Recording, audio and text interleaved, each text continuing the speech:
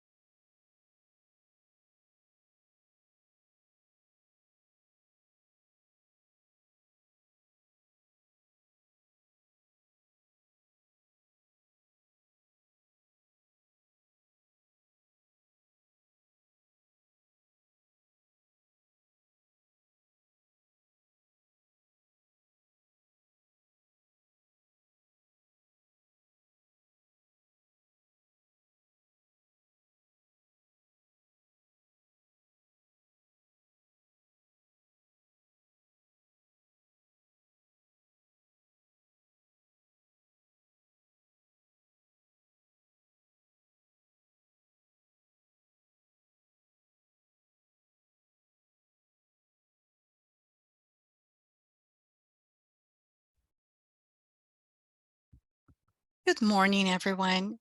Welcome to a very special webinar, Breaking Barriers, Trade, Economics, Human Rights Considerations in Shaping Obesity Prevention Policies in the Caribbean.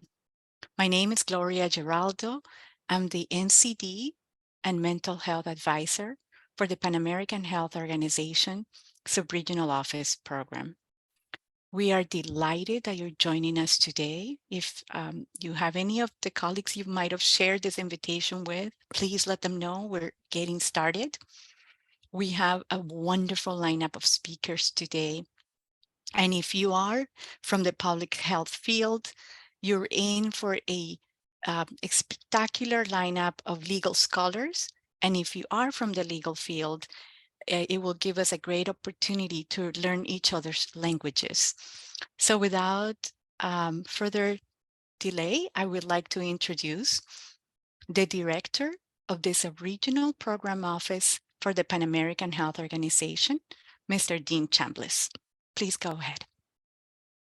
Good morning. Thank you very much, Gloria, and greetings to all participants, as well as our regional partners in this webinar, and congratulations to the Caribbean Public Health Law Forum on its 2-year anniversary. I'm glad to see so many colleagues from across the Caribbean online today. The recently held Ministerial Conference on NCDs and mental health for small island developing states, under the auspices of WHO, PAHO, and the government of Barbados, led to the development of the 2023 Bridgetown Declaration on NCDs and mental health. This declaration underscores the concerning fact that SIDS have the highest rates of childhood and adult obesity globally. However, promoting healthy diets and addressing NCDs and SIDS is hindered by a dependence on imported food, medicine, diagnostic devices, commercial influence, and trade-related obstacles. This state of affairs has been a recurrent priority, given the abundant evidence confirming that excessive intake of critical nutrients of public health concern, including sugars, total fats, saturated fats, and sodium, are major contributors to the obesity and NCD burden in our region.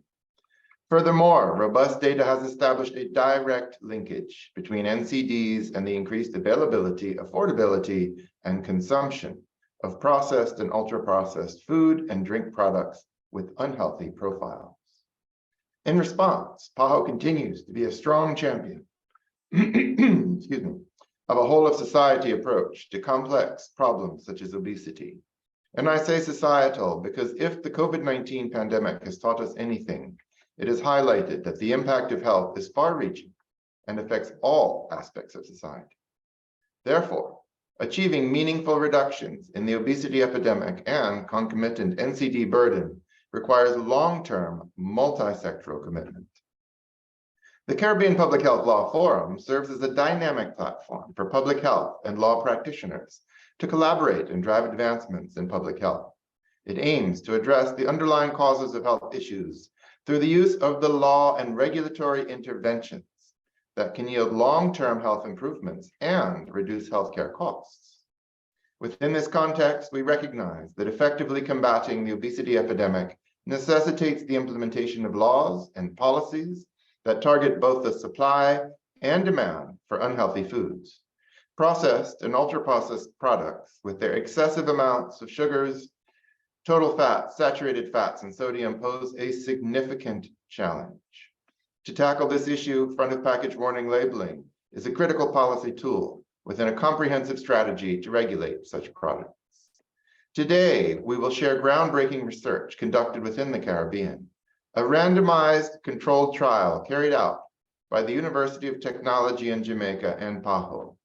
This study adds to the extensive global literature by providing evidence from a Caribbean population. It confirms that straightforward and concise front-of-package warning labels or nutritional warnings are the most effective way for consumers to quickly, accurately, and easily identify products that contain excessive amounts of critical nutrients. This, in turn, promotes informed consumer choices. This approach has been supported as a rights-compliant response in a statement by the UN Rapporteur on the Right to Health, highlighting member states' obligations to adopt regulatory measures to tackle NCDs. The statement also emphasizes the role of front-of-package warning labels in balancing the starting point for all consumers by providing equality in access to information relevant to health. Today, you will also hear from some of the region's legal scholars addressing the relevance of the rights-based approach in sensitizing the legal sector, including child protection and welfare agencies, as part of the solution. Furthermore, our esteemed scholars will also present the latest evidence from across the globe, shedding light on the true implications of front-of-package labeling from an international trade perspective. Without effective measures to prevent unhealthy diets, the rise of NCDs will remain unstoppable, with irreparable consequences on health as well as economic development and productivity. In closing, I would like to thank in advance our distinguished presenters and participants for their valuable contributions and active involvement in this important discussion. The evidence is overwhelming and the consequences are dire, but the way forward is clear. Together, let us embark on this journey with determination and commitment to drive positive change and create a healthier future for all. I wish you a productive and enlightening webinar. Thank you very much, and back to you, Gloria. Thank you so much, Dean. And indeed, we are very privileged to have a very distinguished panel and very distinguished participants. Thank you for joining us from Belize, from Bahamas, from Puerto Rico, from the UK as well, many of our allies in different parts of the world. And people are, as I mentioned, we had great interest, 135 people registered, and they're trickling in. So I just want to remind you that we will be, please feel free to place your questions on the Q&A function. Also, please identify yourself and share where you're coming from on the chat, and so that we can have an interactive session. I now would like to introduce one of our moderators, and I'm very pleased to introduce Dr. Shana Sire-Filbert. She is the Senior Medical Officer, our lead for non-communicable diseases from the St. Lucia Minister of Health and Wellness and Elderly Affairs. She's also part and chair of the Caribbean Public Health Law Forum. Shana?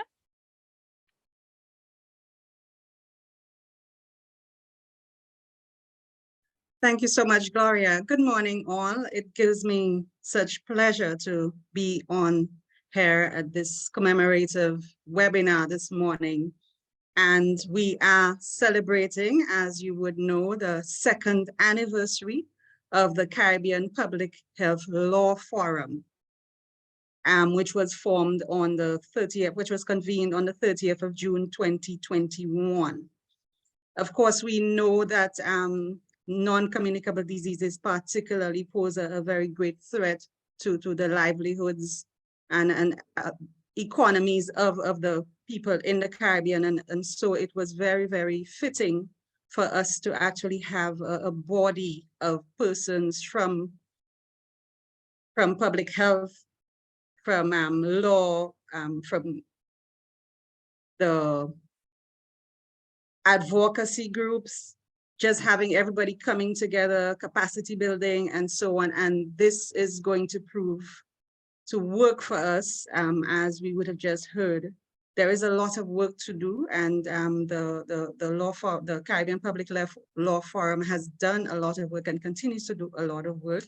And of course, today, as we commemorate our second anniversary, we've brought this very important webinar to you, and we're hoping that we could listen and learn and share as we move forward in our fight against NCDs and their risk factors. So once again, I just want to say congratulations to our Caribbean Public Health Law Forum as we celebrate our second anniversary. I would also like to introduce our co-moderator, who is Mr. Fabio Gomez, and he is our PAHO Regional Advisor on Nutrition and Physical Activity. And I would hand over to him as he does his remarks. Thank you. Thank you very much, Shanna, and just join everyone in congratulating the Caribbean Public Health Law Forum for its anniversary. I'll share some slides to help give some of the context and specifically bringing a very concrete case that can help us guide our thinking about the main topic of today's webinar, which is really to see how can we protect public health from some of the threats that we sometimes face in trying to bring coherence between trade, economies, and health. So one of the cases that is being really being critical for us in the Caribbean is the one on the regulation of front of package labeling for food and drink products, non-alcoholic beverages. And that started, well, way before, when back in 2007, the Declaration of Port of Spain already mentioned and agreed by the heads of states of the Caribbean community that there was a need to regulate labeling so that we could help protecting NCDs. And we know that high blood glucose, hypertension, overweight, and obesity, which are intimately linked with unhealthy diets, are causing almost half of the deaths in the Caribbean, and also millions, almost 5 million of years of quality of life in this case for 2019. So about 5 million of years are lost because people are die prematurely, or they get ill because of these risk factors. So the Caribbean has identified that the purpose of a policy on front of pack labeling should really meet the need to identify products and also alert consumers when products are excessive in critical nutrients that are associated with these NCDs, such as sugars, fats, and salt and sodium. And we have accumulated on one side, but a lot of the evidence and also experience in the region of the Americas to indicate that the octagonal warning labels are the ones that perform quicker, easier, they're more relevant, they're more useful, and they're also perform best in changing the decision and actual purchases of products that carry these front of pack warning labels. In addition to that, we've partnered with many ministries of health and many research centers, other UN agencies, sister agencies of the UN system, to conduct actual researches in different contexts, including in the Caribbean, to test different systems and make sure that we're providing the best guidance to the countries. And throughout this research that now covers more than 4,000 consumers, we've interviewed face-to-face in different countries, including Costa Rica, El Salvador, Jamaica, and Panama. We've demonstrated that the octagonal warning labels perform best in other systems. What we want to see here in this graph, I'm going to show a little bit some of them in sequence, is numbers and values that are above 1. That means if it's above the 1 line, red line here, it means that the octagonal warning label performs better than the system that we are comparing here. In this case, is a GDA, or nutrition facts up front, is a non-interpretive system that just shows the amounts of calories or sugars, etc., but doesn't give and interpret the information for the consumers. And here you see in every country the octagonal warning labels performing best, like 2 times or more. In Panama, it's actually 10 times better. In Jamaica, 2 times better than these other systems in helping consumers correctly identify the least harmful option. The same happens with the traffic light system. Again, it is significantly better what the octagonal warning can do. And also we've tested other different systems in different countries. The Nutri-Score, the high system that is being adopted in Canada, they also perform worse than the octagonal warning labels when we've assessed them here. Now I'm gonna go more into the details of the Jamaica study, just so we understand not only that these results affect, are coming from different countries of the region, because one of the arguments that we heard from opposing actors is that, oh, we need evidence from the region or from countries in the Caribbean. So that's why we ran this multi-arm randomized trial, so that we can have a comparison between the different systems. Here we have as a control the nutrition facts up front, which is considered ineffective from many studies. So it's taken as a control, the Canadian system, the traffic light UK system, and the octagonal warning labels. Not only with the study demonstrated that the octagonal warning labels work better, but it worked better in different situations and different at different social demographics as well.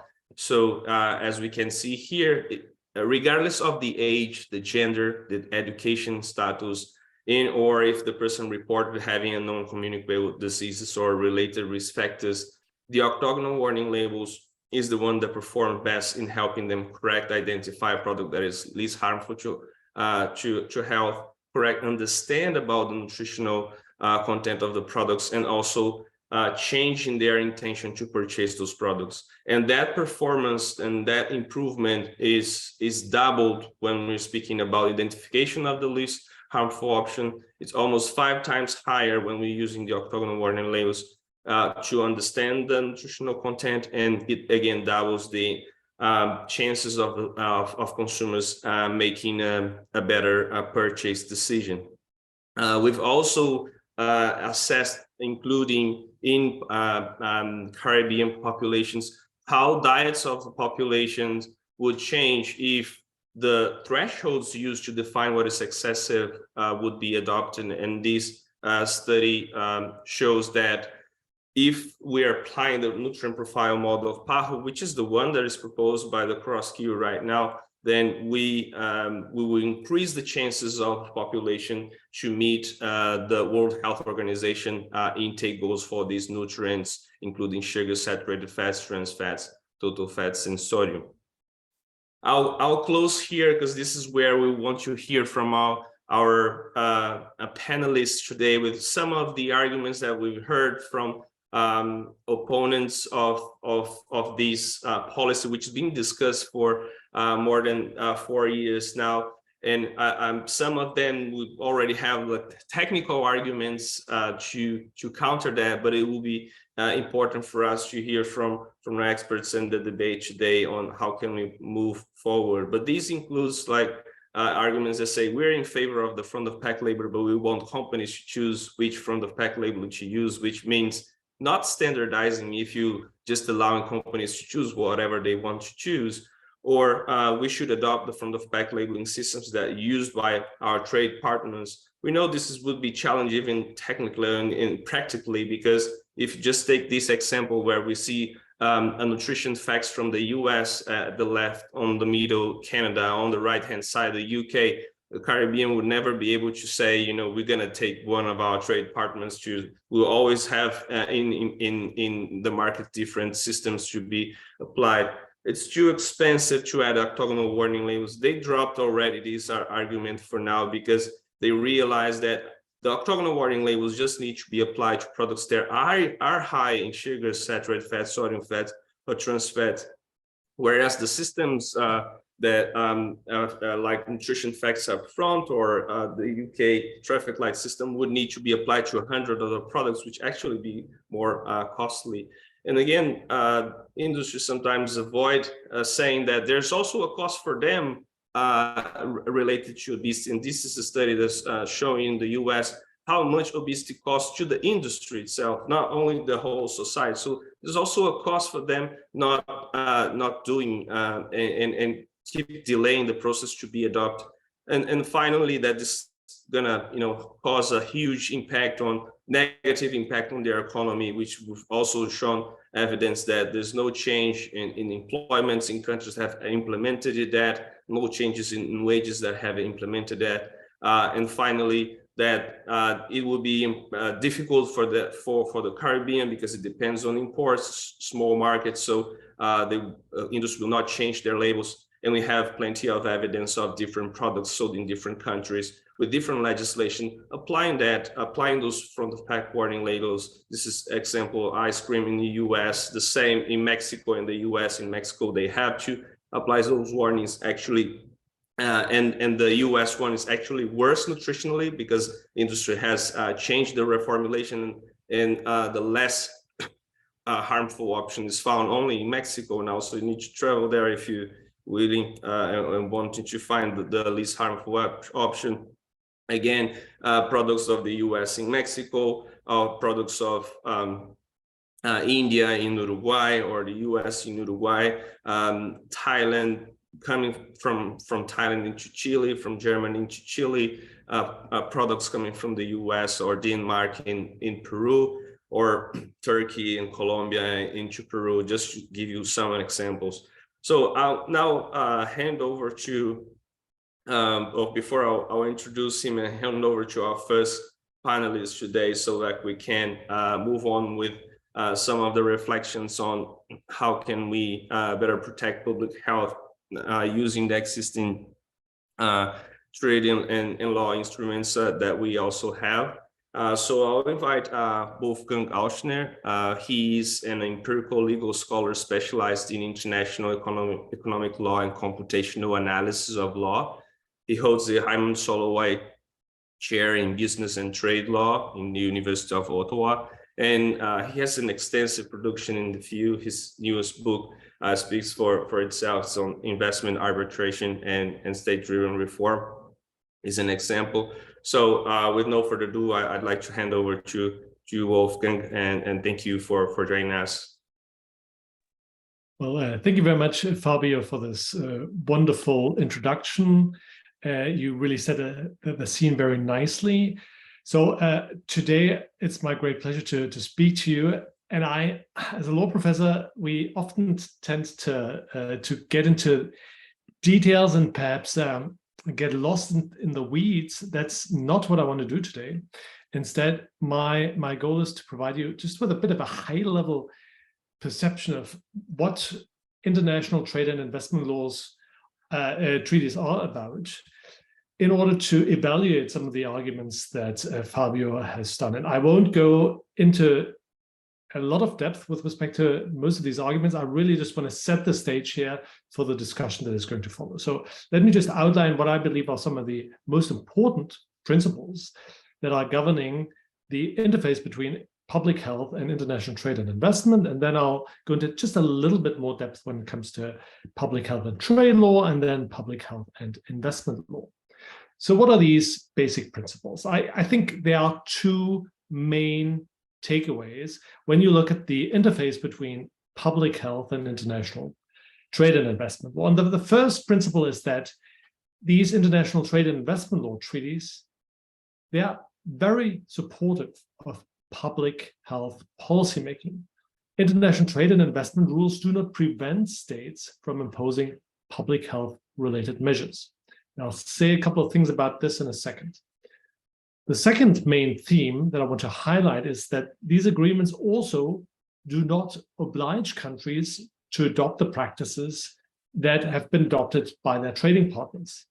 There is no such thing as a one-size-fits-all approach.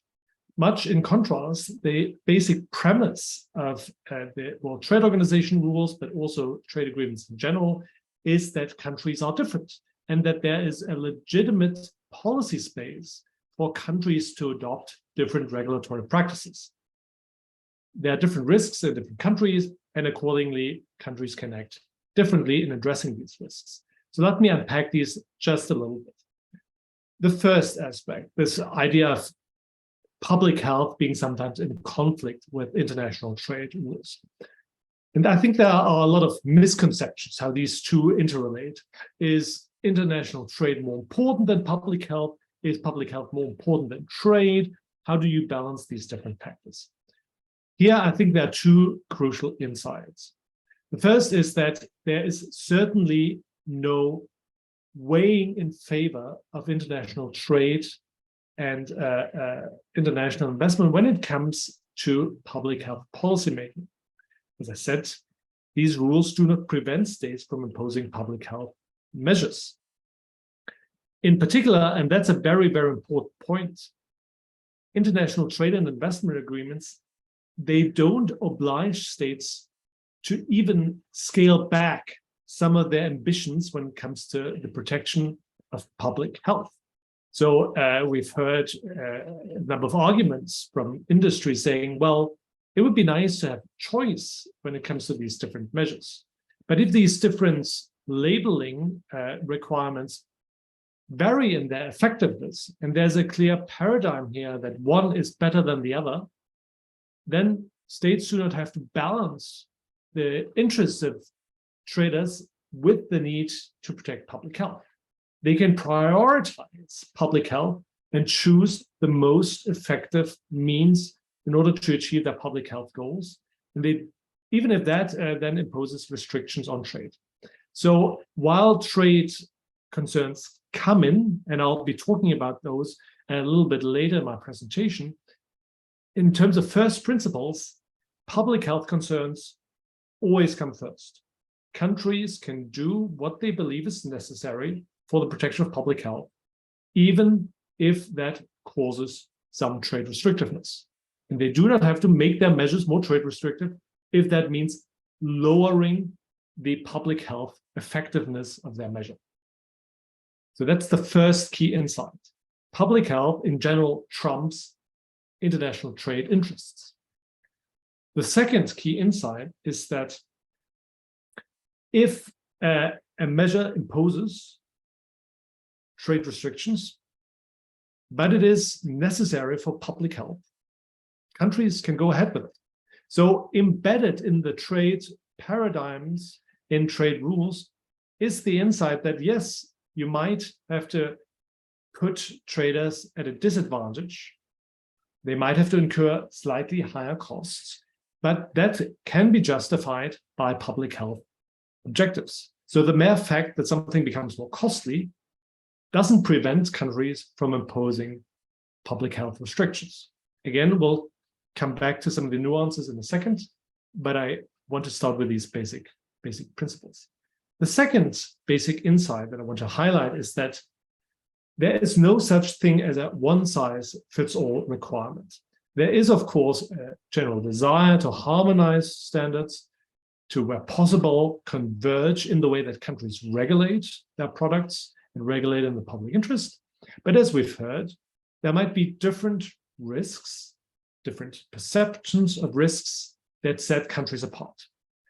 So there can be a reasonable situation where Canada imposes a level of public health protection that is, for instance, less elevated than what, for instance, Antigua might deem necessary to protect its public health objectives. So one might think, well, does that mean if Canada does it, that should be good enough for Antigua? But again, international economic treaties do not impose such a requirement on countries such as Antigua. Countries don't have to abide by the logic that what is good for my trading partner has to be good for me as well. They can set their own level of public health protection that may deviate from that public health protection that is set by their trading partner. And that makes a lot of sense because, as we've heard, the vulnerabilities of local populations to particular risks might be very different. Hence, the regulatory response has to be different as well. So each state can set its own level of public health protection and is not bound by the health protection set by their trading partners. So these are the two basic premises. First, yes, public health is more important than international trade in the sense that countries can impose their necessary level of public health protection, even if that incurs costs on local traders. And second, these levels of public health protection can vary when the risk perceptions of the risks vary. So how does that play out in trade and investment law more particularly? Of course, trade and investment agreements are very complex, quite long, so we don't have time to get into all the details. But the basic core principle of international trade rules when it comes to domestic regulations is the principle of non-discrimination. Countries should not discriminate between products based on their national origins. That is the requirement that is found in the GATT, which is the most important agreement under the World Trade Organization umbrella, but also more specialized agreements such as the technical and barriers to trade agreements, TBT agreements. In both of these agreements, however, it is recognized that public health can, in a sense, overturn any differential treatment that is accorded to different products. These health exceptions allow states to treat products that raise different health concerns differently, even if that then creates a disadvantage for imported products that is justified based on the insight that these products raise different health concerns. So what does that mean in practice? Well, the core idea of international trade agreements is that you shouldn't discriminate based on where products come from. So say you have the identical products. Here, these crackers have the same health label, one coming from Canada, the other coming from Antigua. Those two products, based on international trade rules, they have to be accorded the same treatment. You cannot just say, I don't want to let the Canadian product in because it is a Canadian product. That would be an origin-based discrimination. That, however, is very different from a situation where we are dealing with products that raise different health concerns. So here on the left, you see the Canadian label. On the right, you see the orthogonal warning label. And as we've heard from Fabio, scientific evidence has shown that the orthogonal warning label is more effective in achieving public health goals than the label we see on the left. And so saying that we are requiring products to have the orthogonal warning label does not amount to origin-based discrimination, even if Canadian products come with that other type of warning. Because in this case, we are not differentiating products based on where they're coming from, but based on the health risks that they potentially pose. And that exactly is justified by these these exceptions in international trade agreements. And so the insight here is very important that as long as you can legitimately differentiate between two products based on their differentiated risks, you can treat these products differently. And so the scientific evidence that Fabio just presented is really key in this respect. And I want to congratulate the colleagues in the Caribbean for having conducted this study, because it is such a core justification for the argument that These two products are different because these labels vary strongly in their effectiveness. So scientific evidence is key in ensuring that countries can avail themselves of the public health exceptions that are available in international trade agreements. The second item that I would just put out there is that, in addition, countries should also exercise due process in the implementation of this regulation. So if two products indeed give rise to two varying health effects, these two products should be consistently differentiated. So if a different product that causes similar health risks is treated differently, that is not something that is appropriate. So countries should exercise equity, due process, and regulatory best practices in implementing these scientific findings in order to comply with international trade agreements. So scientific evidence and due process ensure that countries are compliant with the international trade agreements when they regulate products that differ in their health implications. Just a couple of things about international investment agreements here. It's a little bit more complicated to talk about these things in the abstract, but let me just outline that there are hundreds of international investment agreements that potentially could be implicated here, as there are over 3,000 international investment agreements across the globe. These international investment agreements, they protect investors against unfair treatment and expropriation, alongside a couple of other key protective standards. But what is important is that these treaties also impose a relatively high threshold when it comes to violations. So how does that play out in the context of labeling? Well, the first thing you have to ask yourself when you are evaluating compliance of a measure with with an international investment treaty is, do we have a foreign investment in the first place? We have seen a number of investment disputes based on international investment agreements in the labeling space. They've mostly concerned plain packaging legislation. And that is a little bit different because in those instances, the investment that was at issue was often an intellectual property right, which among physical assets is an intangible asset that can be protected under international investment agreements. And in that case, these labeling requirements, they were claimed to have essentially expropriated or limited the display of their intellectual property rights. In this case, of course, in the labeling context that we are dealing with, there's no such issue when it comes to the display of intellectual property rights. You've seen that these products display these property rights very clearly. And so there's really no parallel to be drawn from here. But I do want to flag the first question in general that lawyers and policymakers should ask themselves, what is the potential investment implication, the investment hook that is at play here? Are there production facilities in the country that are owned by foreign investors? Are there intellectual property rights that are owned by foreign investors? In that case, potentially international investment agreements could come into play. But even if they come into play, the important insight is that the mere fact that a government regulation affects the profits of these foreign investors is not enough in order to trigger violations of international investment agreements. As I've said before, there's a relatively high threshold in demonstrating that an international investment agreement is being infringed. So that might include highly arbitrary conduct, broken promises made to the investor, but the mere exercise of regulatory powers by a country, such as its ability to impose public health regulations via the requirements of certain labeling standards, is not enough to trigger a violation of an international investment agreement.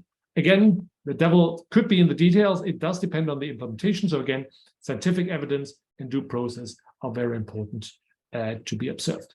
But I want to keep it very high level here. So let me just summarize that in general, international economic law treaties do provide relatively robust protections for countries to engage in public health regulations. We are actually getting better at it, and Fabio and others here are part of a project. Ben is on the advisory board of a project we are having with the University of Sydney, where we are looking at the evolution of public health concerns, particularly in international investment agreements. There's some encouraging evidence there that countries are making public health concerns more present and actually using international investment agreements to advance public health. So I think it's going to be even stronger in the future, the use of public health concerns in international investment trade agreements. But for now, let me just stop with the message that there are really no fundamental reasons why international investment and trade agreements stand in the way of the type of labeling that is being discussed. Again, the devil can be in the details, so it does depend on the implementation, but the fact that we do have robust scientific evidence is a very, very important justification for any potential harm or costs that may be imposed on traders. I'll stop here and we can go into more details in the Q&A.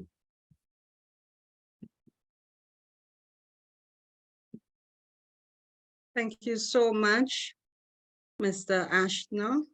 Indeed, that was an excellent presentation, insightful for me, and I don't know about those listening. I'm hoping they got that. I think what you were saying in no uncertain terms is that public health has to be a priority. And we thank you so much for that, and we look forward to further discussions. So far, this has been a really great webinar, and for those of you just joining us, I invite you to ask others to join in because this is too good to miss. Our next speaker is one who's very dear to us, Nicole Foster. She's a law lecturer and the head of law and health research of the Health Research Unit at the University of West Indies, and she's a member of the steering committee of the Caribbean Public Health Law Forum.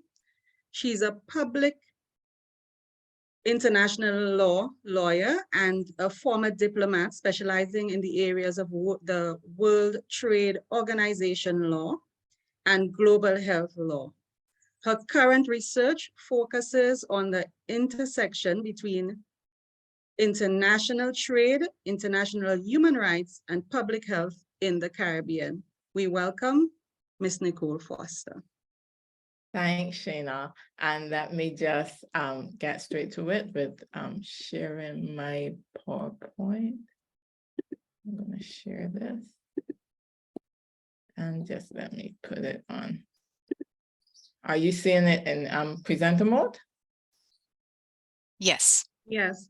Okay, so my presentation sort of picks up, continues the conversation that was started by our first presenter in terms of international trade.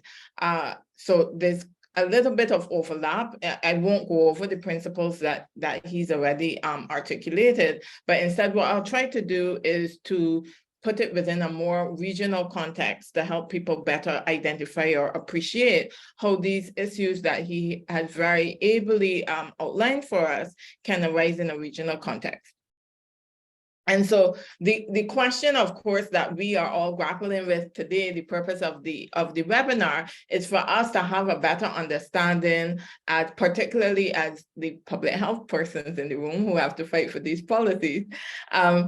Can the region's obesity prevention policies be accommodated within its existing WTO or broader international trade obligations? And as Wolfgang would have correctly pointed out, this can implicate not just WTO, but also our broader investment agenda. And we know within the region, at least for right now, our key policies that we are pursuing are SSB taxation, our front-of-pack warning labels, and school nutrition policies. And when we think about the Caribbean region, the sort of key, and my presentation is going to focus more so on trade rather than investment, because as Wolfgang said, investment is really a very country-specific area. So you really do have to have a sense of what the individual country has committed to in their various bilaterals, etc. But when we think about even just the international trade universe, from a CARICOM perspective, you would recall that we have, so these are the key agreements that come to mind, right? So we have the revised Treaty of Chaguaramas, which we know is the foundation for us for our regional integration movement, with CARICOM celebrating 50 years this year. So the revised Treaty of Chaguaramas, we have a number of bilateral agreements as CARICOM, in fact, with Cuba, Costa Rica, Colombia, and some others. And then also at an individual level, we may have some countries getting permission to pursue bilateral arrangements on a one-on-one basis, but it tends to be through CARICOM because the idea is that we want to keep the playing field level as between CARICOM member states as a regional integration space. And then we have, of course, the important preferential arrangements that we have with our trading partners, our key trading partners. So we have the US and the Canada preferential trade arrangements. The US one, I was trying to find the date. I didn't get a chance to pull it up just before I came on, but the US one was recently renewed, I think about a year or two ago. But perhaps the one that persons might be most familiar with, and the one that tends to be talked about the most, is our CARIFORUM EC Economic Partnership Agreement, which of course is the agreement that replaced our previous preferential arrangement with the European Community, the Lomé Accords, and purported to try to put us on a more even playing field in the context of not having too much of a one-sided, just about preferences, but having that as more as a partnership arrangement. And then, of course, we come to the WTO agreements. And all of the CARICOM member states, with the exception of the Bahamas, are members of the World Trade Organization. And Bahamas is, in fact, in the process of ratification of that process of actively in the process of negotiating their membership of the WTO. So really, we can pretty much say that the WTO agreement pretty much apply across the board, and the WTO arrangements themselves are critical because when you look at these agreements, any of these agreements here, the revised Treaty of Chaguaramas, any of our bilateral arrangements as CARICOM with partners within the wider region, we see that everything is premised on the WTO system. So the WTO system provides the foundation, the grounding, the orientation for everything that takes place within the trade space, certainly for the purposes of CARICOM. And so what you would see is in the context of these other arrangements that come above, what we would be having is we are building out the preferences that we provide to that limited group of persons within that space as an accepted exception to WTO rules in terms of non-discrimination, but the principles on which our engagement is based remains absolutely the same. And so for those purposes, the rest of my presentation will really just be very much oriented in terms of many of the principles that Wolfgang would have articulated to you just now, but just, as I said, trying to bring a little bit more of a Caribbean flavor. And so Wolfgang already covered this. I'm not going to go back over that. And he also highlighted the key tool in terms of, in this international trade space, really our key tools in terms of promoting public health and specifically as it relates to our obesity prevention policies are, of course, the general exceptions clause within the General Agreement on Tariffs and Trade, and in particular, the Agreement on Technical Barriers to Trade, Article 2, which, as I said, Wolfgang already gave you the orientation. And so this is just more of the same in the context of what Wolfgang would have already discussed in terms of the space that is provided within the WTO system to accommodate public health concerns. I just maybe, just spend a few minutes on the language so you see that measures need to be necessary to protect human, animal, or plant health or life, and they mustn't be applied in a manner that is arbitrary or unjustifiable discrimination, as Wolfgang would have articulated. And I think it's really important, Wolfgang did mention it, but I think it is worth stressing that in terms of the language that has been used, because the language has been quite powerful in the context of the World Trade Organization, notwithstanding the fact that it's a trade agency, not a public health agency. And so we've had from as early as 2001, as Wolfgang was pointing out, the appellate body of the WTO indicating that public health, when we're doing that balancing out, when we're trying to determine whether a measure is necessary for the purposes of the international trade regime in terms of those rules that Wolfgang articulated, those parameters that we have to consider, that public health, that health is a value that is both vital and important to the highest degree. That's not a public health agency saying that, that's the World Trade Organization saying that. And as Wolfgang has correctly indicated, consistently since 2001, we have seen the WTO and the trading system more broadly stepping up to the plate and putting their money where their mouth is in terms of reflecting that, in fact, when push comes to shove and they have to make a call as to whether or not trade trumps health, health trumps trade in every instance. Once you follow the rules as Wolfgang would have articulated. And in terms of the TBT agreement, as you would see, the language very much tracks the language of the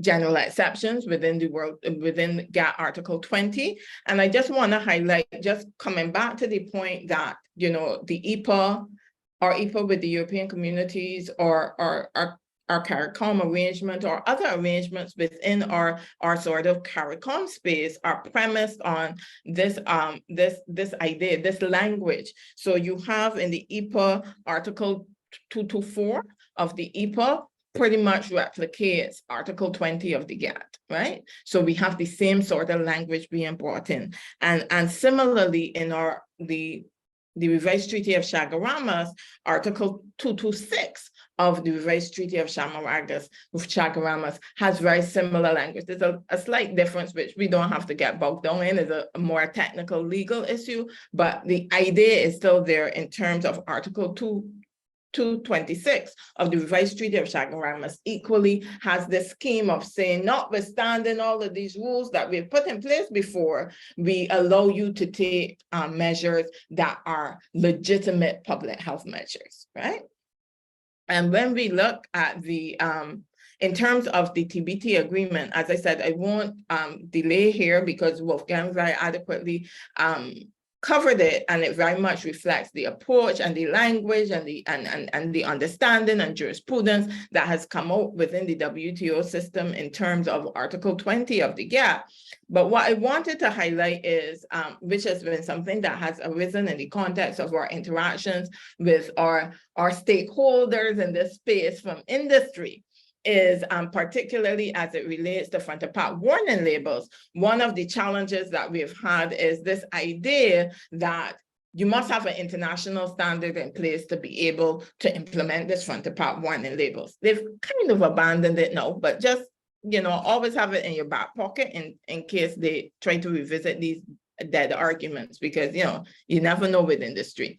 And this argument that they make is very much premised on the language of within Article 2 of the TBT agreement that says that there's a rebuttable presumption that a technical regulation does not create an unnecessary obstacle to international trade if it falls within the scope of one of the explicit mentioned legitimate objectives, which, as Wolfgang indicated, the TBT specifically recognizes public health as one such legitimate objective, and is in accordance with relevant international standards. And so the idea is, to the extent that there's an international standard in place, if we had an international standard within the meaning of the WTO, and there's a technical meaning to that, if we had an international standard within the WTO on front of pack warning labels, for example, the idea would be, well, if you implemented that, you're home and free, right? Because the presumption would be that it's consistent with the WTO regime, and it would be for anybody else to prove otherwise. Equally, however, Equally, the other part of the argument that they made is that Annex 3 of the TBT agreement, which is the Code of Best Practice, provides that international standards shall be used as a basis for standard development where there exists or the completion is imminent.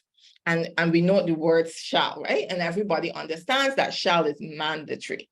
And so we would have seen a lot of emphasis being placed on this part of the TBT agreement in particular, as it relates to front of pack warning labels, trying to convince member states incorrectly that this language meant that you can't act, because in fact there is no standard for front of pack warning labels right now as an international standard, and therefore you can't go ahead with this octagonal warning label because it doesn't have the stamp of being an international standard and therefore doesn't comply with and the Annex 3 best code practice.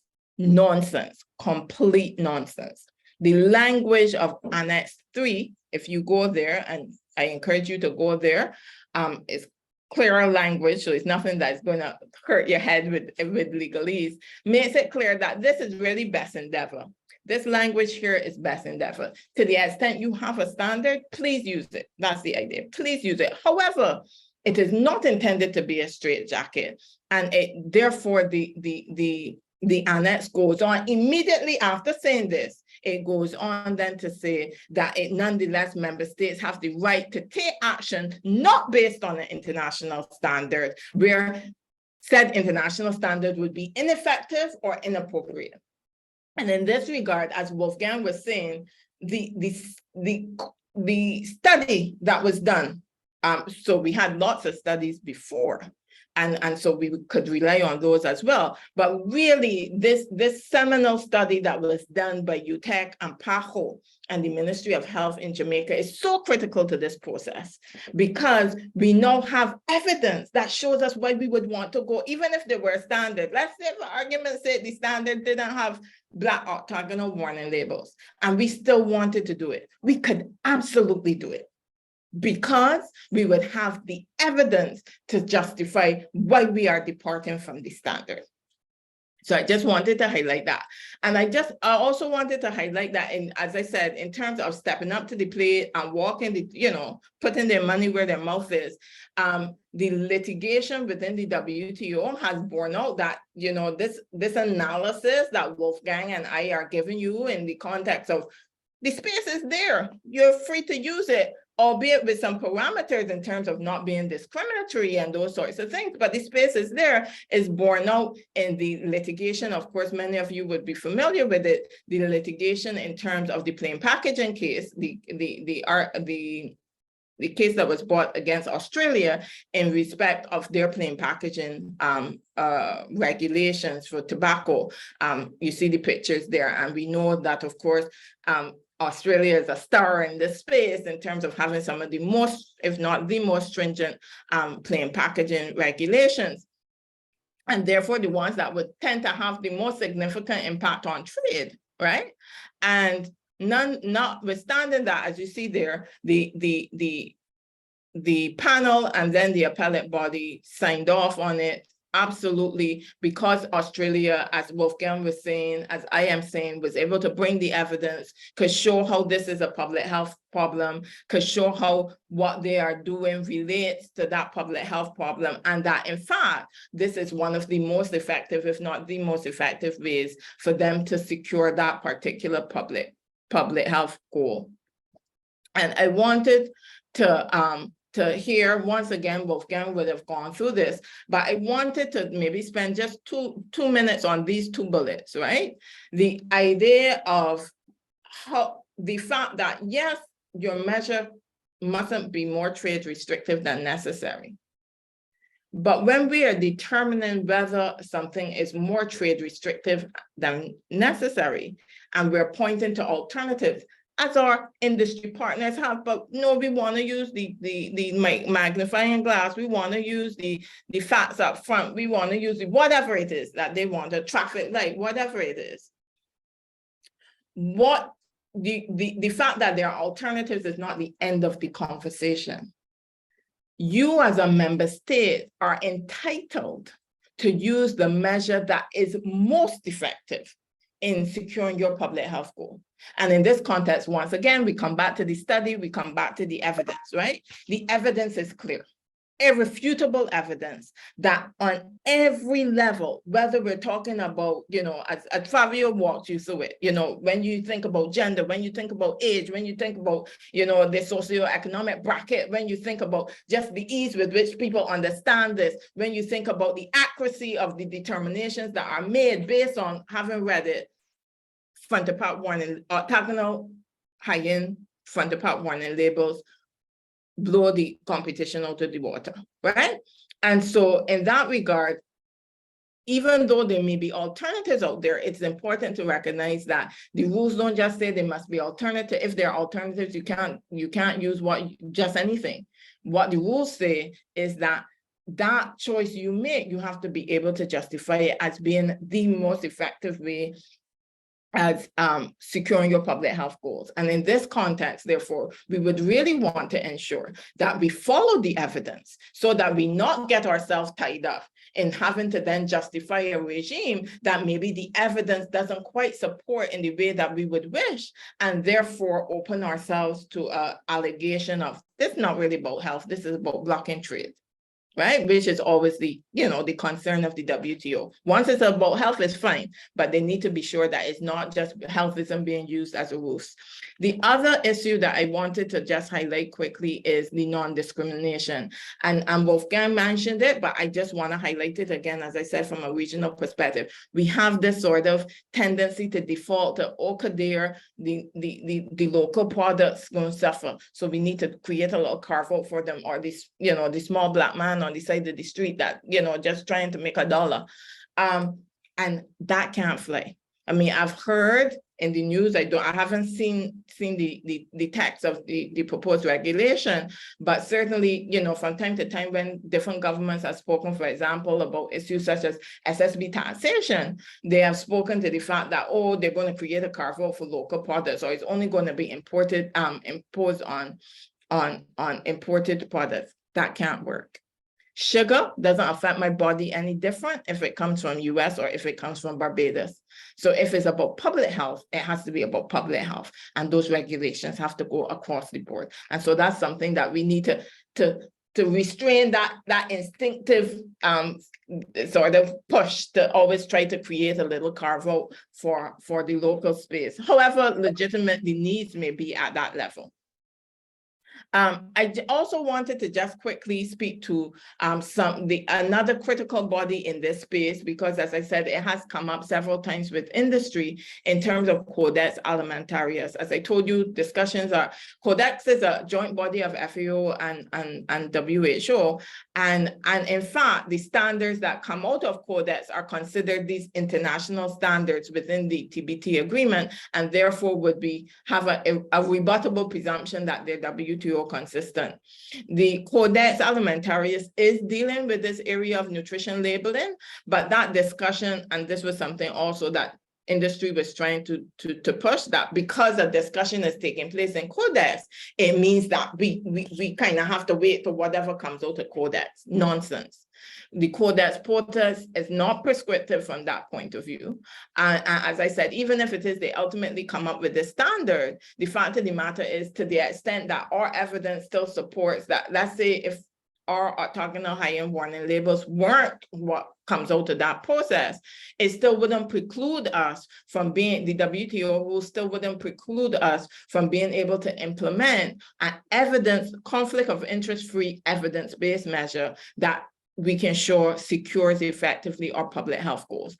And in fact, the discussion, the implementation that we have and the discussions that we're having at the national level can very much impact and influence usefully the discussions within Codex. So it's not a constraint at all in the way in which industry would want one to believe.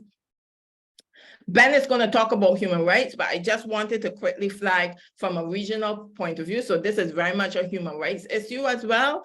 And for these purposes, we know that CARICOM are active players in the human rights space. We all have ratified the Convention on the Rights of the Child, and that is perhaps the most critical of the human rights conventions right now, because so much of our work is oriented and premised and focused on our alarming and depressing levels of childhood obesity. And so we have all ratified the Convention on the Rights of the Child, and at least 10 of us have ratified the International Covenant on Economic, Social, and Cultural Rights, as well as the International Covenant on Civil and Political Rights. And within the Inter-American system, Barbados, Dominica, Grenada, Jamaica, Haiti, and Suriname have ratified the American Convention on Human Rights. So this is very much the human rights part of the discussion is also one that is very relevant to us. And so my final slide, my concluding comment is to just reinforce the message that came from Wolfgang, which is that absolutely WTO rules are not a barrier to our implementation of our obesity prevention policies. It's not a blank check. There's some checks and balances there to make sure that it's really about health and not about blocking trade, but all the evidence shows that it can be done, and the WTO really hasn't become a barrier. What is critical, therefore, in this space is that we have the inter-ministry dialogue and coordination that so often does not take place in this space, to ensure that our ministries of foreign affairs, our ministries of health, of trade, our international business ministries, those tend to be the critical ones, the ones that are either dealing with trade negotiations and trade agreements, or investment negotiations and investment agreements, speak with trade and with health. And health is an integral part of the forming of the national position, so that you ensure that we build in provisions that really leverage the flexibility that is so clearly there for us to be able to benefit from the space to be able to effectively implement our public health and particularly our obesity prevention policies. That's it for me. Thanks. Thank you very much, Nicole. That was super clear how the elements of support that countries have at their disposal to take action in protecting public health, as well as their obligations. So not only the possibility of doing, but the obligations to take action. And we'll move on now in our panel to hear from Ben McGrady. He's the unit head of the Public Health and Law and Policies team in the Department of Health Promotion at WHO. He has more than 15 years experience working as a lawyer on health issues, and he assists member states to develop and defend laws relating to risk factors and NCDs. So welcome and thank you for joining us, Ben. The mic is yours.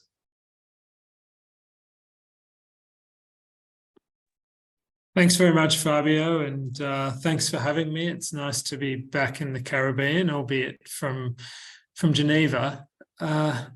We've already heard, I think, a lot from Wolfgang and Nicole about international trade law and the rules that apply. So I think, having heard those presentations, we're now all familiar with this concept of necessity. That is that regulations like front-of-pack labeling should be not more trade restrictive than necessary. I think we're also familiar with the broader intersection of trade and health, which is to say that health has a very important status within international trade law, in the sense that it's not simply a matter of trade somehow prevailing over health in terms of the different interests, but it's actually quite the opposite, which is to say that governments have a very broad authority to regulate in the interests of health under trade agreements. So what I'm going to do in my presentation is just share with you what I think are the practical implications of much of this for policymaking. In my team here at WHO, we assist governments both to develop and defend their laws, particularly on NCD risk factors. Both Wolfgang and Nicole pointed to the example of tobacco plain packaging. We've spent a lot of time over the years helping governments design and defend tobacco plain packaging laws, as well as other tobacco control laws. But we also work on front of pack labeling, in the nutrition context, marketing restrictions, alcohol control laws. And I think across these different spaces, when we run into international trade issues, or we see an intersection with international trade, there are some key lessons for member states, for governments in their policy making. And in my presentation, I'll just share some of those key messages without going into too much detail on the sort of technical legal aspects of it. So in a nutshell, here are the key messages that from my perspective, I think it's important to take away from this presentation. First of all, as you see on the screen, good public health practice is good public policy and defensible under international trade agreements.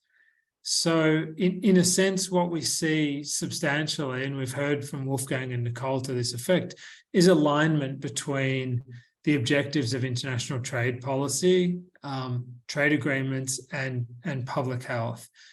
And it's where governments engage in good public health policy making that they're substantially less likely to run into issues in international trade. Indeed, the best defense is good policy. Now, when it comes to the policy process, it's good practice for government to start by identifying its public health objectives. And I'm glad we've already heard that from Nicole. But then also, when considering the policy options to achieve those objectives, to prioritise those objectives over private interests. And by doing so, governments can ensure that the interventions or the measures that they design to achieve their objectives are likely to be proportionate and necessary to those objectives. And again, defensible or justifiable in terms of the international trade regime. And then the final key message is about harmonisation. And we see in a number of different regions around the world an impetus for harmonisation. In some regions, it's a strong impetus in the sense that customs unions or through other agreements, governments are subjected to very strong rules with respect to harmonisation. And in others, it's much looser. And we already heard, again, both from Wolfgang and Nicole, to the effect that certainly under the law of the World Trade Organization, there's no hard obligation to harmonise. So that raises the question of where does harmonisation actually have merit in public health terms? And I'd say a couple of things. One, it has merit where it's likely to achieve public health objectives better than other approaches. That is, where harmonisation actually lifts our standard of health protection, or where governments harmonise around a high standard of health protection. And second of all, it has merit where it's evidence-based, in the sense that we can see from the evidence available that the approach to harmonisation is going to be a sound and beneficial approach to achieving the policy objectives that governments have set out. So let's unpack each of these issues in slightly more detail. So with respect to this point about good public health practice, we heard from Wolfgang and Nicole about the necessity test, but across various different international trade agreements, and indeed across different aspects of domestic law, for example, constitutional rights protection, and I'll explain that in further detail in a moment, we see different types of what are essentially balancing tests: proportionality tests, necessity tests, rationality or reasonableness. And all of these tests turn on the relationship between the measure and the objective the government is seeking to pursue. That is, courts are asked to consider whether or not the approach a government's using, its public health measure, is proportionate to its goal, or is necessary to achieve its goal, or is reasonable in light of its goal. And so they all test that relationship between the measure and the objective. And this is observable in WTO law, it's observable in the practice of different customs unions around the world, and it's observable in the context of domestic legal challenges, such as where companies might argue that a measure interferes with freedom of expression or the right to conduct their business, or some other constitutional or statutory right that courts supervise or exercise oversight over through these types of balancing tests. And the balancing tests differ across different jurisdictions, right?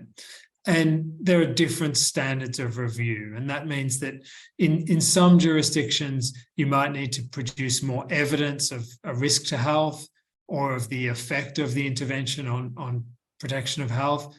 And in others, you might need to produce less, just depending upon the jurisdiction, the right concerned, and the type of challenge. But they all test the legitimacy of intervening in the first instance, whether there's some risk to health, and then the fitness or appropriateness of the measure to achieve its objective.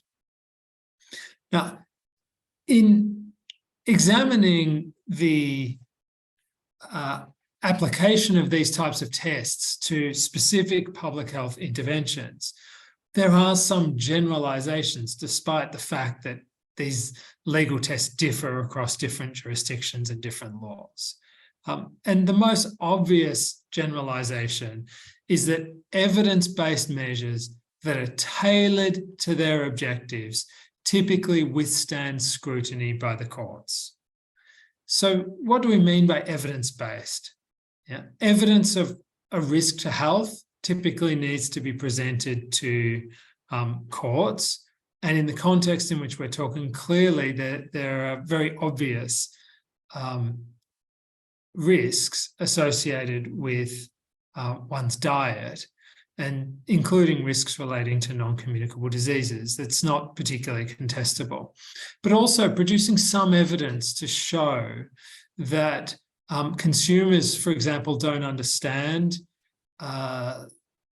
labeling in the absence of front-of-pack labeling, consumers are misled, or generally that there are low levels of consumer understanding that link nutritional information on the pack to health outcomes is also relevant and valid evidence typically that would be presented before courts.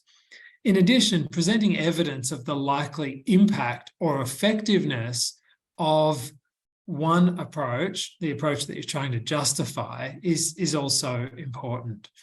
So in sum, having some basis in evidence for an intervention can be particularly important in trying to justify an intervention as necessary or proportionate, rational or reasonable.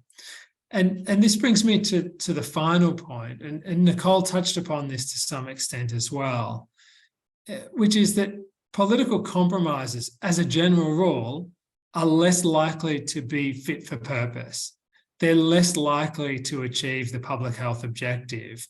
They're in fact more likely to involve some irrationality or some arbitrariness in terms of the public health objective that a government is seeking to pursue. So in essence, a good public health practice in legal terms, taking account of what we've heard about international trade laws, but also considering domestic rights that might exist under legislation or under a national constitution. It means setting a policy objective in terms of public health and designing a measure or an intervention to achieve that objective as best as possible. And political compromises along the way that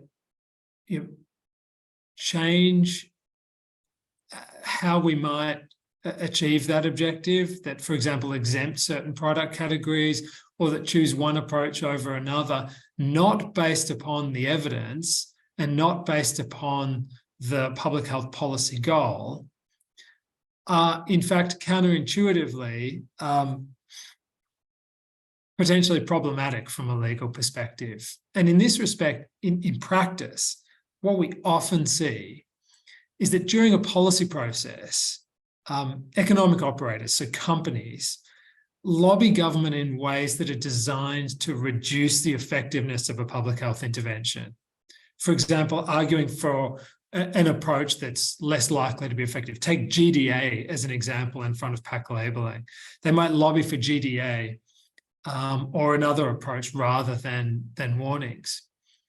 And then once you get to the point of implementation and mandatory implementation, where governments have made compromises, we then see the same industry groups arguing that the intervention the government's put in place is not effective at achieving its goal.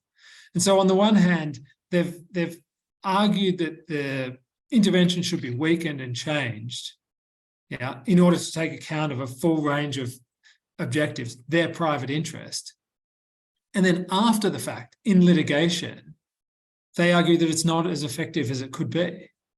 And so in a sense, industry frequently lays a trap for government where it makes arguments and submissions based upon its private interest rather than based upon the public health objective that a government's seeking to achieve. So in simple terms, stay true to that objective, gather and use as much evidence as possible to ensure that the intervention and approach you're adopting is the most effective way possible for achieving that goal. And I've just set out here in the slides. I won't speak to it now, but it's I think worth sharing and distributing an indicative simplified policy process that we often walk through with governments. And it starts with identifying the public health policy and identifying then the policy options and the policy goal that the government seeks to achieve. And really all of the process should, as I've said, revolve around achieving that public health policy goal, not around the private interests of economic operators. So coming then just to harmonisation, and of course we've seen in Fabio's presentation that there are a lot of different approaches to front of pack labelling. There are very few countries that have mandatory front of pack labelling. Most of those that do are in the Americas and use the octagonal warnings that Fabio has shared. But what are essentially the arguments for harmonisation? Wolfgang and Nicole pointed out that there is reference to international standards in WTO law, and certainly in some customs unions, we see countries compelled to harmonise on certain aspects of labelling and other measures. That's not the case for Caribbean countries. But essentially the argument in favour of harmonisation is that it lowers barriers to trade. That is, it reduces production costs for food producers that might have to produce their products with different labels for different countries. Now, in the context of food labelling, and indeed labelling of many products, producers are already often producing distinctive or individualised labels for individual countries. And that can be either because of pre-existing divergent regulations, or it can be for reasons relating to their marketing strategies and tactics in different markets. So it's important to keep in mind that in many countries, there will already be different labels. And in such instances, harmonisation won't even lower the barriers to trade for producers. So there's neither a public health nor economic justification or objective to support a government harmonising in such a situation. But it's also important to note that the impact of harmonisation on your health objective depends on the intervention, meaning it depends on whether you're harmonizing around a low standard of health protection or a high standard of health protection.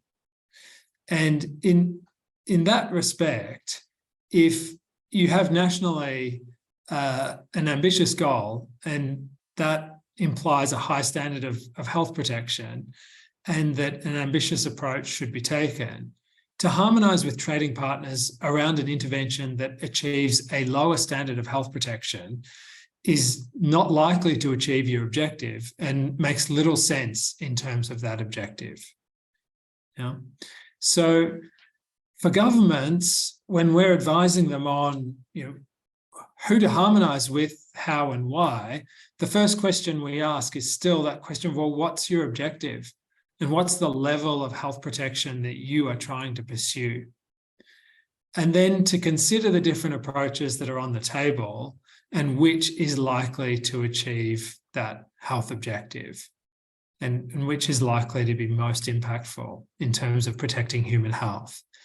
So it's important not to reflexively harmonise based upon what might be quote unquote trade concerns. First of all, because those concerns, it's important to put them in perspective. They're about reducing production costs, and they're typically at a very minor scale. Second of all, if you already have unique labels in your marketplace, the argument for harmonisation is it's sort of a false flag. But third of all, and core to this from a public health perspective, is the question of whether or not you're harmonising around an approach that would achieve your objective and sufficiently protect public health in your country. And we'd say that that should be the core goal and core consideration for any government considering harmonisation. Thanks very much for your time. And from there, I'll hand back to you, Fabio and Shana.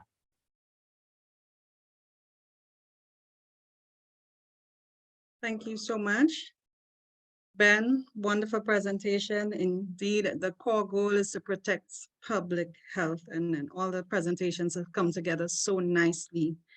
Our next presenter is a young man who's very passionate. He's a dynamic law student. He's a technical advisor to the Healthy Caribbean Coalition. And he's an advisor to the UN, Barbados, and the OECS. He was recently appointed as the global leader in the fight against malnutrition by the UN Director General, Dr. Antonio Guterres. Ladies and gentlemen, let's welcome Mr. Pierre Cook as he speaks to us. Thank you very much for that introduction, Shana. I sat here this morning listening to all the presentations, and I was thoroughly impressed. I think my law student self at my days at Cave Hill was very happy to see your introduction of principles that I hold dearly now, and I've applied to my advocacy, even around trade and trade regulations, GATT Article 20, and I'm happy to see the academics and the things you've learned in the classroom being applied in a very practical way. Now, today I'm honored to address you and speak to you on behalf of the youth. And I think it's a critical moment for youth to be involved in this process and be involved in shaping the future of public health, because not long ago, the young voices and youth voices like mine were often disregarded in major stakeholder meetings, and we were left on the sidelines. We were handed decisions to accept rather than being given a seat at the table, and our perspectives weren't heard.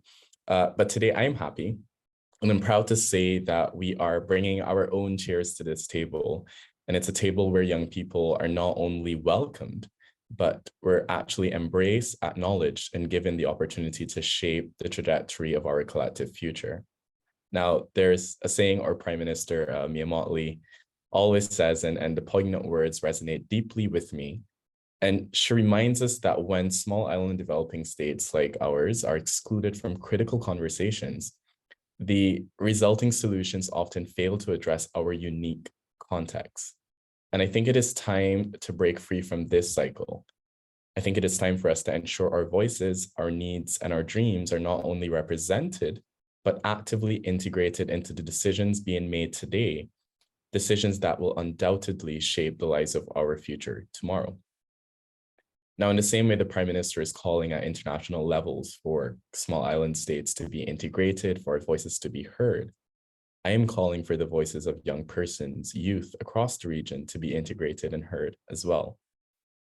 As young people, we have developed an unwavering passion for safeguarding the rights and interests of our fellow youth in the realm of public health. I know I have.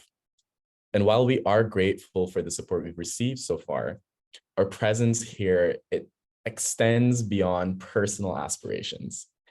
We are here to, in the words of our national hero, Rihanna, pull up for our friends. And we're really here to advocate and fiercely advocate for the best interests of children and young people across the region.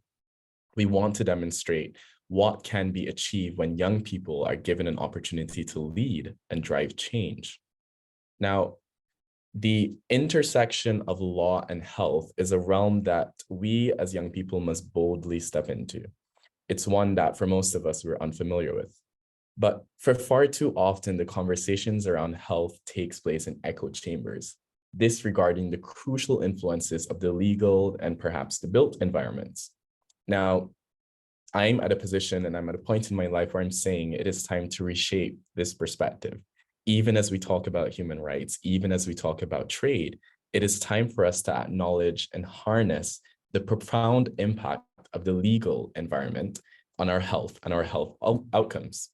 Now, by actively engaging in historic high-level meetings like this, and by engaging young persons and other professionals within this Caribbean Public Health Law Forum space, we are using our voices and our presence to champion the needs and aspirations of people in the region, and particularly young people.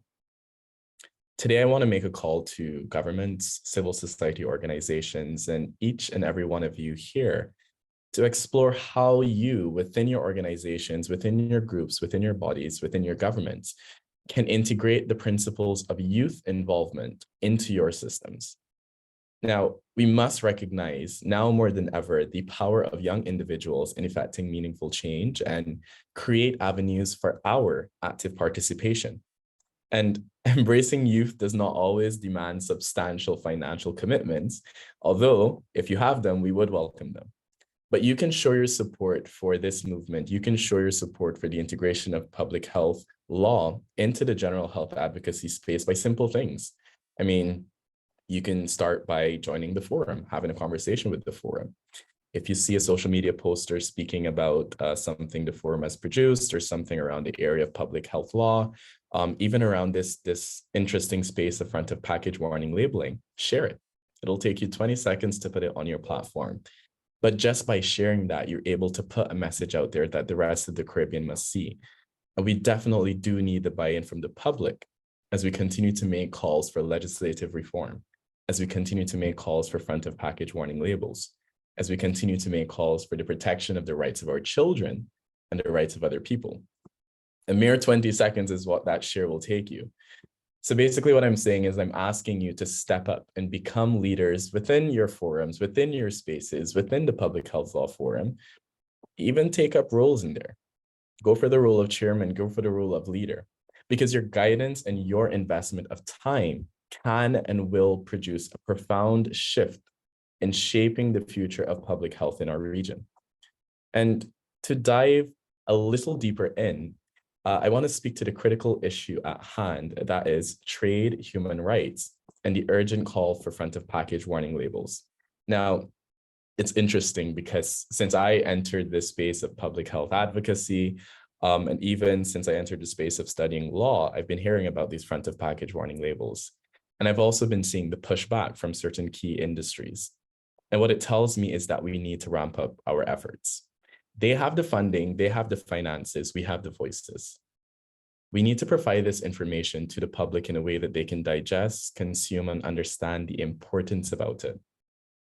This is not just about regulations. It's about ensuring a healthier future for all of us. Now, as it stands, the things being done are not in our best interest. In fact, I like to say, and some may agree, that the Caribbean has become a sort of dumping ground of sorts. The food that you wouldn't send to certain places, the quality of food that you wouldn't send to certain places, you'd send to the Caribbean. And so we cannot let this continue. And we need to frame the conversation for the public, for governments, for society to understand that the need for front of package warning regulations, the need for these legislative interventions is to ensure that we create an enabling environment for people to have a healthy lifestyle. By implementing the front of package warning labels, we will create a regulatory environment that ensures whatever enters our market is either the best for our people, or if it is not, we want to at least provide them with all the information they may need in an easy, visible, digestible way to help them make the healthiest decision for them and their families. Now, the power of these trade regulations, the power of the law, the power of trade principles, we saw that pretty much during the pandemic. And I always go back there because as Ms. Foster alluded to earlier, and I remember during the pandemic, I actually reached out to her because I saw what was happening. We had countries who decided that the trade laws for their public health interests allowed them to keep ventilators within their states. We saw persons who decided that trade laws and in protecting public health, they could keep masks within their country and not export them. And so you saw persons using these gap principles in a very powerful way, in a way that we then had to ask, we then had to beg, we then had to say, well, hey, could you please, would you be able to? Because necessarily those protections within the trade system were there to allow persons to protect their citizens. And so it's necessary that we frame for our citizens, we frame for the public why we're calling for these front of package warning labels. It's not to do an injustice to the fast food corporations or the big companies, but necessarily it's to protect the health of our people and to prevent predatory marketing. So whilst this space and this conversation and what we were doing this morning, it might seem to some a bit technical and the talk may seem very academic, the impacts are very practical and they're very real. A direct correlation to your health, your life, your children's health. Think about their schools. Think about what you see when you go into schools. Think about what you see around schools. Think about what you see in the supermarket. Think about what children point to when they go into the supermarket. We're trying to create a space where it makes it easier for parents to make healthier decisions for their children. We're trying to create a space where the rights of children to the highest attainable standard of physical and mental health is protected. So whilst this may seem academic, whilst it may seem highfalutin, it has a very practical and real effect. And this is why we need all of you to get on board with this fight for change. It is why we should lobby our governments, why youth should be at the table, why we should sign up to be a part of the movement. And again, as the Prime Minister said, we all must come together to share the burden of calling and pushing for this so that we can reap the bounty of a healthier Caribbean. In our pursuit of a healthier future, we must not overlook the importance of human rights because every individual, regardless of age, gender, socioeconomic status, has the right to health. By advocating for policies that prioritizes the well-being of our communities, we're not only upholding the fundamental rights, but we're also laying the foundation of a more equitable and just society. Our efforts should aim to eliminate health disparities and ensure that no one is left behind. Now, to speak a bit to the Public Health Law Forum, it serves as a powerful platform for driving change, and the forum has helped to bring together experts, policymakers, youth advocates like myself, for us to share knowledge, exchange ideas, and forge collaborative solutions. And I think for those of you on board and who are interested, by actively participating in the forum, you can and we can continue to contribute to creating a healthier Caribbean. Now, in terms of the public health challenges in our region, our generation confronts multifaceted health issues that require innovative and comprehensive approaches. And this will help you to understand why it is important that youth and the layperson and everyone understands and is a part of this process. Now, consider the various lenses through which we must view these challenges. For instance, we are now in a very socially connected age. And when we speak of public health and public health policies, we must now consider the modern day threats, for example, social media. How are we going to work around laws to regulate the use and abuse of social media from a health perspective, particularly a mental health perspective? This is just one example of a modern day challenge that requires a modern day solution, which requires the involvement of modern day thinkers. And so young persons have to be on board. Furthermore, we see the emergence of fast food conglomerates in our region, which poses a delicate balance and challenge to balance economic interests and the population's health. We witness and we see the marketing of vapes and vape products to children on social media, and it's become a significant concern. How will we effectively tackle these challenges? I think to find the answers, I don't have the answers just yet, but to find the answers, we need to engage the target market, the young people, the vulnerable communities. We need to speak to them, speak to us directly. Modern challenges require modern solutions, and these solutions can only be created by involving those who are living through these experiences. We must approach these matters solely from a theoretical standpoint. We must actively seek the input and experiences of those who are directly impacted. Now think about it. Imagine you've decided that you're going to renovate a house and there are people inside. It would be a bit surprising and upsetting that the roof is moving, the windows are being taken out, the door is being changed, but the persons inside were not told about it. They have nothing, they don't know what's going on. So I think it's time for us to have a frank and open discussion about what we need to create that change and redesign the house. Talk to the persons inside, get them on board, and I'm telling you, we will be happy to be a part of the process. The involvement of young people is not a mere formality or token gesture. It is an opportunity to harness the collective wisdom, passion, and creativity that we bring to the table. By involving us in the decision-making process, we can create a more robust and effective response to these modern challenges.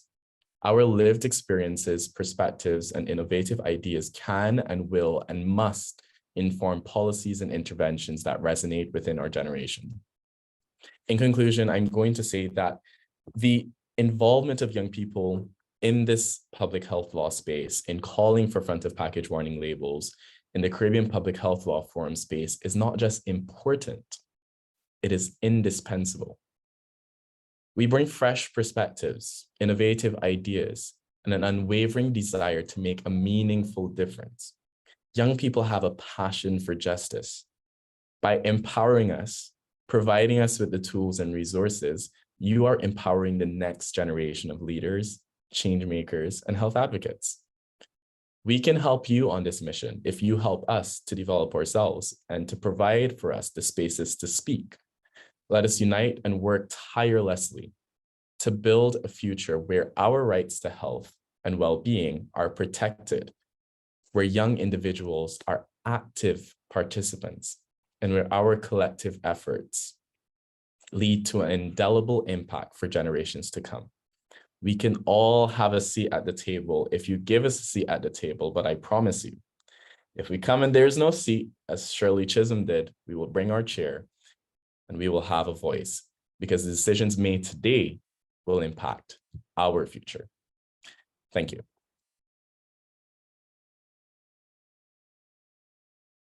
Thank you so much, Mr. Cook. Indeed, the right to health and creating an enabling environment.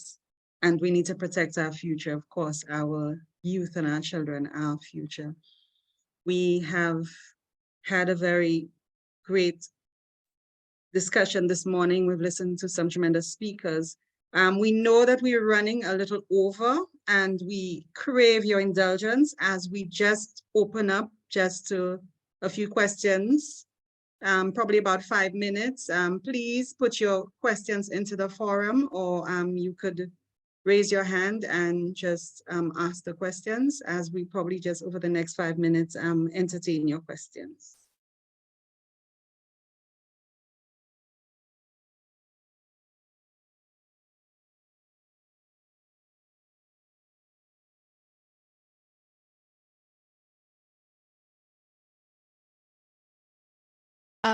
Shana, I got a question via another medium.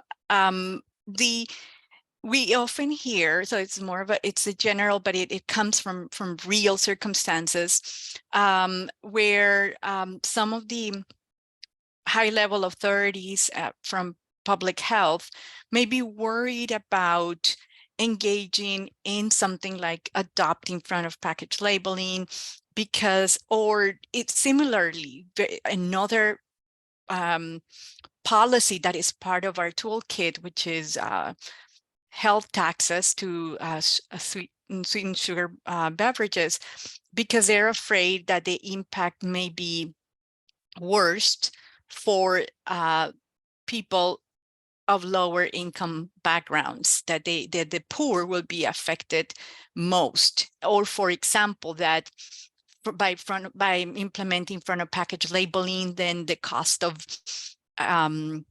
food will go up, or certain foods will be more expensive and will affect differently the poor. Does any one of our panelists have a concise response to that concern of policymakers? Over. Yeah, just very quickly, if I may. It's a great question, and it's one I think we all have been asked within this space. The thing is to speak and call for comprehensive policies. So along with those taxation and the introduction of taxation measures, which have proven to be successful, there also needs to be a movement by governments to ensure that even in the baskets of goods, the necessary baskets of goods that they consider to be useful for all persons, that those foods are tax-free or also healthy. I think the other thing to consider as well is that the persons who would benefit most in terms of the health implications of these taxes are those persons within the lower socioeconomic brackets, because necessarily the foods that are unhealthy, the foods that are accessible are the ones that are not good for them. And so it's something that we need to do in terms of having a conversation to show that the taxes on these sugar sweetened beverages are because they're not good for you. And so removing them from your diet necessarily will have an impact, yes, because you feel like you don't have access to this, but understand the challenges and understand the impact it has had on your physical self. So we really need to have a comprehensive response to this beyond just the taxation, but with the inclusion of other policies as well, which promote better and healthier eating. Hi, Gloria. I just wanted to quickly add on from what Pierre was saying. So, you know, the statement is a little bit short-sighted because recognize that there's a cost, right, to drinking the drinks, and the cost is beyond just that, you know, you have NCD or whatever, because there's a cost, an actual financial cost associated with the NCDs. And it is exactly that population that is the least able then to go to the doctor, to get the health care, to, you know, they're the ones that are then missing the days of work. If you're living paycheck to paycheck, that is difficult. You may be in a circumstance where you're not getting paid sick leave, you know. So we also have to think about the problem in its totality. It's not about, okay, right now, I don't care about what happens, you know, next 15, 20 years, or if I die at 70 rather than living to 100, I just want to make do for right now. The fact is that right now there are costs associated, and indeed the investment case studies that the UNITAF in collaboration with WHO, PAHO, and PAHO itself has done in Barbados, Jamaica, etc., show that clearly there's a cost. And even the World Bank, you know, they're working on, I just shared the infographic the other day, you know, it's a good quarter or whatever of person's salaries is going towards, you know, treatment of the NCD conditions that they have. No, if you are just living, you know, you're barely making ends meet, you don't have the money to go to the doctor. Or then when you take that money to go to the doctor because you can't help, you can't function without going to the doctor, then you still can't eat. So you really do have to look at it in a much more holistic way, recognizing that there are real economic costs to that consumption in a way that persons maybe don't appreciate. And of course, endorsing what Pierre said in terms of the need for a comprehensive response that speaks to the totality of the experience, and maybe creates some policies targeted towards vulnerable communities, etc. And we've seen it happen in Mexico when they implemented their SSB tax. In fact, the group that benefited most was the lower income, poor, vulnerable communities, because what you saw was an increase in the availability of water. Water is our preferred drink, right? So we saw an increase in the availability of water and those things in those areas, which had traditionally not been the case. Those were, you know, the food deserts, as they call it, the places where all you could see was the Coca-Cola, etc. And then we saw that change where the government then invested in terms of providing water, etc. I just wanted to mention, and I shared in the chat, a study that we've done in Jamaica that shows how the expenditure with excess with sugar sweetened beverages impact other essential expenditures of the population. And basically the message, the result shows that when people spend money with sugar sweetened beverages unnecessary and harmful to them, they also have difficulties in then making the essential expenditures with housing, with education, with transportation, with health as well. So that means that we were actually, when we are reducing the purchase of these products, making them less affordable, then we're giving more space for household budgets to accommodate costs that are essential for, you know, living, education, etc., housing, etc. So I'll just share the reference in the chat, if you will.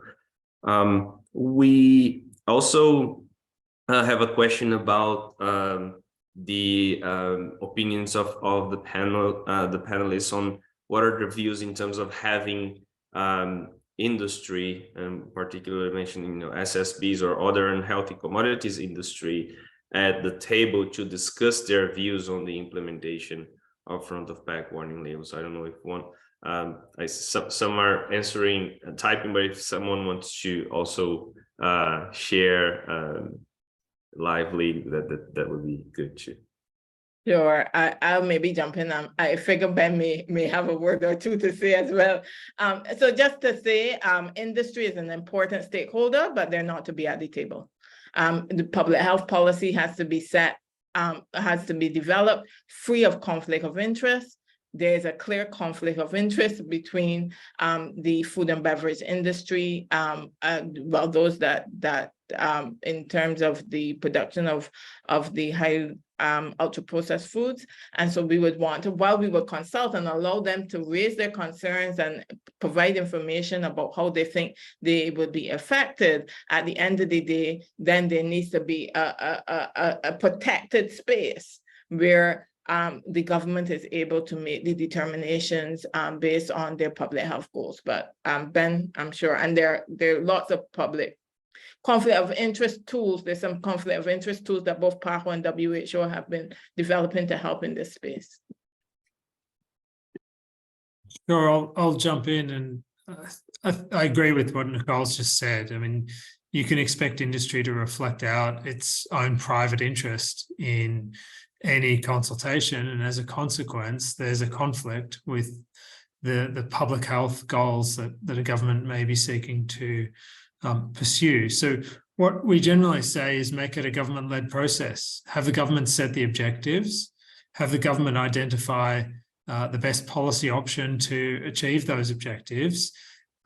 Where it's necessary to consult, such as because national law requires a notice and comment procedure, or there's a due process requirement under national law, then focus on implementation rather than on the policy setting itself, which is the domain of government and the responsibility of government to ensure that the public interest through public health policy is achieved. So, you know, while there might be some need to consult industry on implementation and any unintended or unexpected impacts from achieving a public health goal, the focus should be on a government-led process that protects against conflicts of interest in policymaking. Back to you, Fabio. Thank you, Ben. I think if our timekeepers allows me just a final question, and then we close. So I think there's one final question that is related to what Wolfgang mentioned at the beginning in terms of having regulation that deals with bringing information and others that can restrict other elements of the label, such as elements that relate to trademarks. So I don't know if the panelists, Wolfgang and the other panelists, would like to address that lively as well. I think that's an interesting question. Well, I already typed my answer in the chat, so I would leave it at that.